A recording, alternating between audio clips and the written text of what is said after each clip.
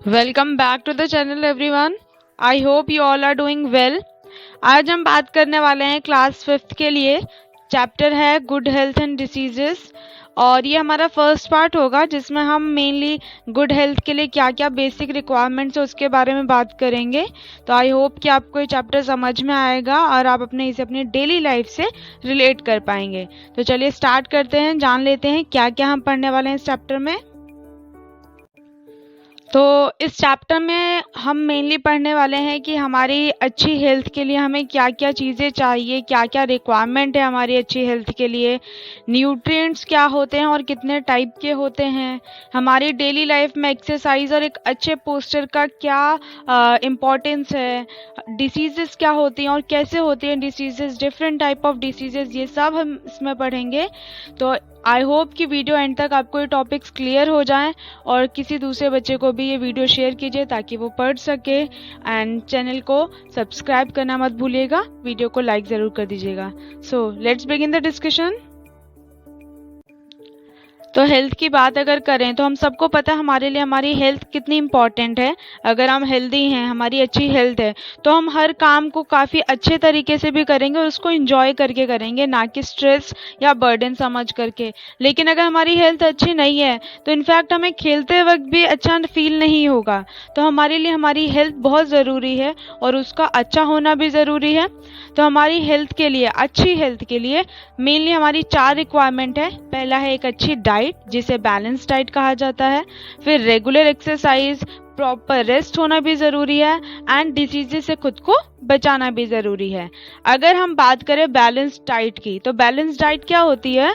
एक ऐसी डाइट जिसमें हमारे सारे न्यूट्रिएंट्स अपनी प्रॉपर मात्रा में हो, ना कोई ज़्यादा हो और ना ही कोई कम हो। हमारे न्यूट्रिएंट्स क्या होते हैं? Carbohydrates, proteins, vitamins, fats, minerals, ये वो सब्सटेंसेस हैं जो हमारे फूड में प्रेजेंट होते हैं और ये हमें एनर्जी भी देते हैं, हमारी बॉडी को भी बिल्ड करते हैं, बॉडी को रिपेयर भी करते हैं। ये हर काम हमारी बॉडी के लिए न्यूट्रिएंट्स करते हैं, डिसीजेस से भी बचाते हैं। तो इसीलिए न्यूट्रिएंट्स का हमारी डाइट में होना बहुत ज़रूरी है और उनका प्रॉपर मात्रा में होना भी ज़रूरी है। साथ के साथ खाने को पकाना, उसको अच्छे से कुक करने के साथ साथ हमारी बॉडी में वो कैसे डाइजेस्ट होगा, ये सब न्यूट्रिएंट्स पे डिपेंड करता है कि वो कितने टाइम में कुक हो जाएंगे और उनको कितना कुक करना चाहिए। तो ये सारी चीज़ें हम इस चैप्टर में पढ़ने वाले हैं कि हमें फूड को ज़्यादा कुक क्यों नहीं करना चाहिए, किन फूड्स को कुक नहीं करना चाहिए ज़्यादा और किन फूड्स को ज़्यादा कुक करने की नीड है। ये सारी चीज़ें हम यहाँ पर पढ़ने वाले हैं। तो देखिए यहाँ पे एक टेबल लगी हुई है जिसमें हमारे डिफरेंट टाइप ऑफ न्यूट्रिएंट्स हैं, उनका हमारी बॉडी में क्या फंक्शन है और वो कहाँ से हमें मिलती हैं, हमारे फूड के कौन से पार्ट से वो हमें मिलती हैं। तो इससे हमें आइडिया लग जाएगा ना कि कौन सा फूड हमें अपनी बॉडी के लिए चाहिए, कौन सा न्यूट्रिएंट, और अगर हमें उसे बॉडी में इंटेक करना है तो हमें उसे कुक करना चाहिए या फिर हम उसे बिना कुक किए भी यूज़ कर सकते हैं। तो जैसे कार्बोहाइड्रेट है, ये हमें एनर्जी देता है।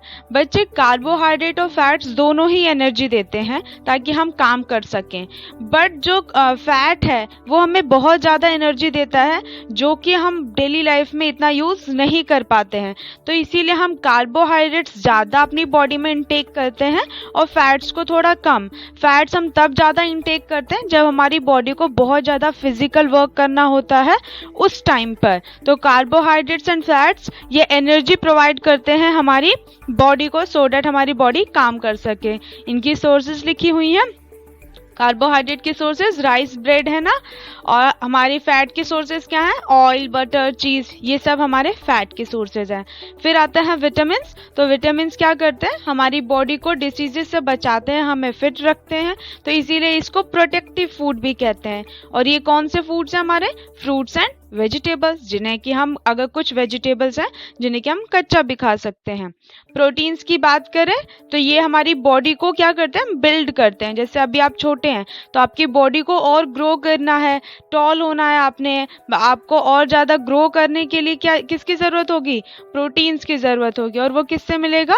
पल्सेस, मिल्क, एग्स, इन सब से मिलेगा। अब अगर बात करें मिनरल्स की, तो ये हमें विटामिन्स की तरह ही इनका भी काम होता है कि हमें हेल्दी भी रखते करते हैं और ग्रोथ में भी हेल्प करते हैं। ये हमें किससे मिलेंगे? फ्रूट्स, वेजिटेबल्स, मिल्क, इन सब से मिलेंगे। और रफेज क्या है? ये हमारे जितना भी फूड है वो हमारे डाइजेस्टिव सिस्टम में जा रहा है डाइजेस्ट होने के लिए, सो हमारा डाइजेस्टिव सिस्टम अच्छे से वर्क करे उसमें हेल्प करता है। तो हमारी जो कच्ची सब्जियां हैं और कच्चे फ्रूट्स हैं उनको ये सोर्सेस में मिलता है। वाटर, ये हमारा सबसे मेन रिसोर्स है, न्यूट्रिएंट है, जो कि हमारी बॉडी में हर तरीके से हेल्प करता है ताकि बॉडी में हमारा फूड यूज भी हो सके और बॉडी से वेस्ट भी बाहर जा सके। तो आई होप आप सबको ये न्यूट्रिएंट की टेबल समझ में आई होगी और इनके फंक्शन और सोर्सेज भी समझ में आ गए होंगे। अब बात करते हैं एक्सरसाइज एंड पोस्चर की क्या इंपॉर्टेंस है हमारी लाइफ में। तो बच्चे, सिर्फ एक अच्छी डाइट लेना ही हमारी गुड हेल्थ के लिए ज़रूरी नहीं है, हमें अपनी लाइफ में और भी कुछ चीज़ें इम्प्लीमेंट करनी होंगी। जैसे कि अगर हम बात करें तो हमें बोला जाता है ना कि हमें थोड़ी सी एक्सरसाइज डेली करनी चाहिए, थोड़ी देर के लिए आउटडोर गेम्स खेलनी चाहिए। इससे क्या होता है, हमारी जो बॉडी है वो स्ट्रेच होती है और स्ट्रेच होने के बाद में उसकी बिल्डिंग में हेल्प होती है। तो एक्सरसाइज काफ़ी ज़रूरी है ताकि हमारी मसल स्ट्रांग हो, स्ट्रेच हो और हमें आगे चल करके जब हमारी एज बढ़े तो हमें दिक्कत ना हो। साथ के साथ अगर हम बात करें पोस्चर की, तो पोस्चर काफ़ी ज़रूरी इसलिए होता है क्योंकि हम अपनी बॉडी को जैसा ढालते हैं वही हमारी बॉडी का एक वे बन जाता है कि वैसे ही हम किसी के सामने रिप्रेजेंट करते हैं अपनी बॉडी को। तो एक अच्छा पोस्चर काफ़ी ज़रूरी है सो डैट आपकी बॉडी फ्लेक्सिबल रहे, बॉडी में ब्लड सर्कुलेशन अच्छे से हो। तो उसके लिए एक्सरसाइज एंड पोस्चर काफ़ी ज़रूरी होता है। पोस्चर होता क्या है, तो हम अपनी बॉडी को कैसा होल्ड करते हैं, कैसे हम रिप्रेजेंट करते हैं जब हम खड़े हो रहे हैं, बैठ रहे हैं, मूव कर रहे हैं। मैंने यहाँ पिक्चर भी लगाई हुई है ना, तो आपको दिख रहा होगा एक हैप्पी फेस और एक सैड फेस है। तो ये क्या है, हमारी बॉडी की फ्लेक्सिबिलिटी के लिए है कि कैसे पोस्चर में हमारी बॉडी की फ्लेक्सिबिलिटी रहेगी।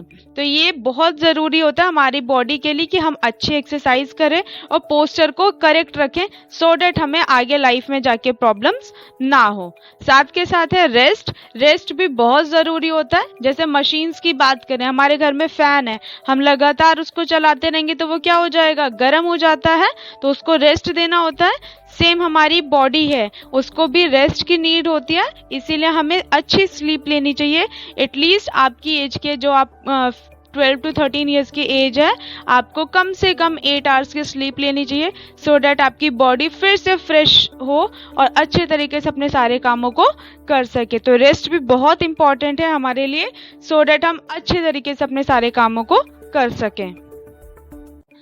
अब अगर बात करें डिसीजेस की, तो डिसीजेस होती क्या है, तो डिसीजेस मेनली बच्चे ये है कि अगर हमारी बॉडी का कोई पार्ट या तो काम करना बंद कर दे या फिर उसके फंक्शन में कोई कमी आ रही है तो उस कंडीशन को क्या कहा जाता है, डिसीज कहा जाता है। और जो पर्सन डिसीज्ड हो जाता है, जिसको बीमारी हो जाती है, वो अंदर से काफ़ी वीक फील करता है और उसे किसी भी काम को करने में मन नहीं लगता है।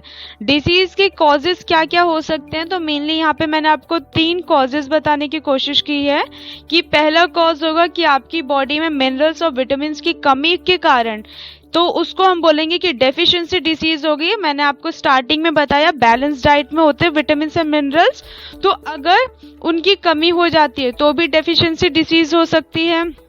या फिर हमारी बॉडी में बाहर से कोई जर्म्स एंटर कर जाएं तो भी डिसीजेस हो सकती हैं।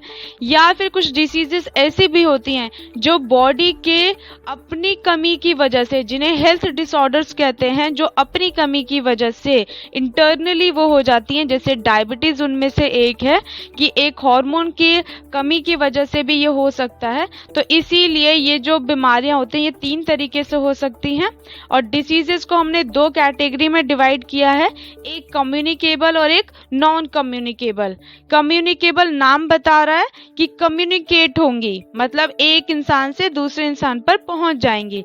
तो एक बीमार आदमी है, उससे एक हेल्दी आदमी पे ये बीमारी पहुंच गई तो उसको कम्युनिकेबल कहेंगे। एग्जाम्पल जैसे कोल्ड हो गया, मलेरिया हो गया, मीजल्स, चिकन पॉक्स ये हो गया। और नॉन कम्युनिकेबल कौन सी? जो एक इंसान से दूसरे इंसान पर नहीं पहुंचती हैं। एक बीमार है तो वही बीमार है, किसी और को नुकसान नहीं पहुंचेगा, जैसे हार्ट अटैक, डायबिटीज, कैंसर, ऐसी और भी कुछ बीमारियां हैं। तो ये 2 टाइप की डिसीजेस होती हैं और कारण मैंने आपको बता दिए, 3 कारण हो सकते हैं। तो आई होप आप सबको कोई समझ में आया होगा। ये वीडियो आप लोगों को क्लियर होगी, सारे पॉइंट समझ में आ गए होंगे। पार्ट 2 में हम डिसीजेस को और ज़्यादा डिस्क्राइब करेंगे, अच्छे से पढ़ेंगे। और अगर वीडियो पसंद आई हो तो लाइक एंड शेयर कर दीजिएगा, चैनल को सब्सक्राइब कर दीजिएगा। Thank you so much everyone.